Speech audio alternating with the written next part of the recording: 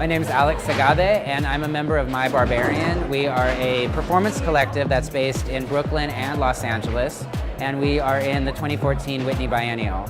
Tonight, Gordon Hall invited Miguel Gutierrez and myself to help organize a night of performances in response to the writing and the work of José Esteban Muñoz, who passed away last year, who was a writer and a professor at NYU who studied performance studies and also developed queer theory.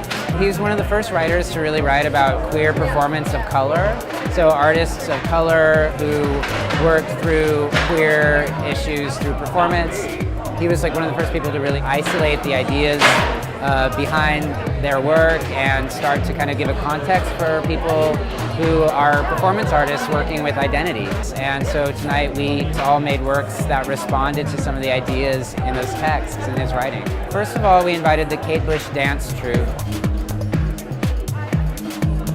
We also invited Juliana Huxtable, Jorge Cortinas, and Neo Bustamante, and Caleb Lindsay, and Jacoby Satterwhite.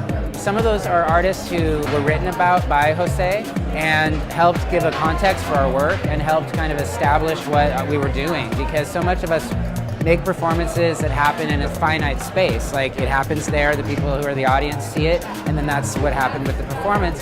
When an important and interesting writer writes about the work, it gives it another life.